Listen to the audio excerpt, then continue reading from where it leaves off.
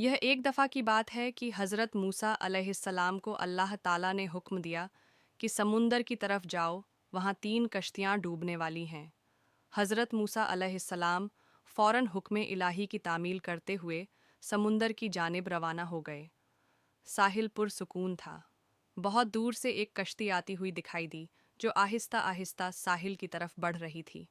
अभी वो किनारे से कुछ ही फासले पर थी कि हज़रत मूसा अलैहिस्सलाम ने आवाज़ दी, ए कश्ती वालों, अल्लाह का हुक्म आने वाला है, होशियार रहना। उन्होंने जवाब दिया, आप जानते हैं कि अल्लाह के हुक्म को कोई नहीं टाल सकता।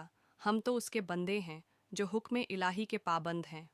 कश्ती वाले अभी ये बात कह ही रहे थे कि अचानक एक मौज उठी और कश्ती डोलने लगी। सवार अपने आप को बचाने की कोशिश करने लगे। इतने में एक और ज़बरदस्त मौज आई और कश्ती को अपने साथ बहाकर समुंदर की तह में ले गई।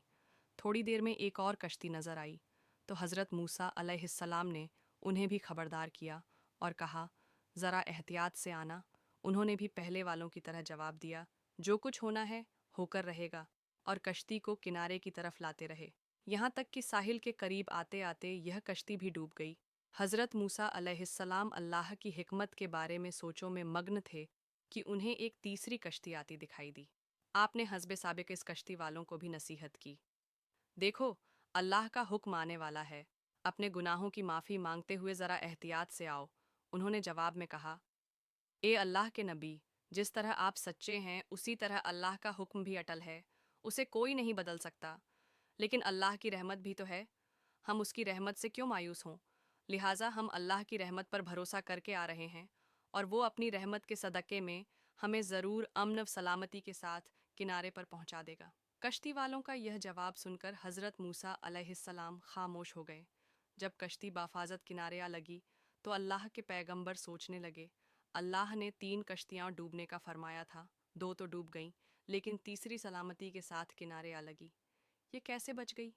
अल्लाह ताला का इरशाद हुआ, ए मूसा, आपने सुना नहीं कि तीसरी कश्ती वालों ने क्या कहा? उन्होंने मेरे हुक्म को तस्लीम किया था, मेरी रहमत को आवाज़ दी थी और उस पर पूरा तवक्कुल और भरोसा भी किया था। तो इसलिए यह कश्ती मेरी रहमत के तुफैल बच गई, क्योंकि जो भी मेरी रहमत के दरवाज़े पर आकर सदा देता है, मैं उसे मायूस नहीं करता।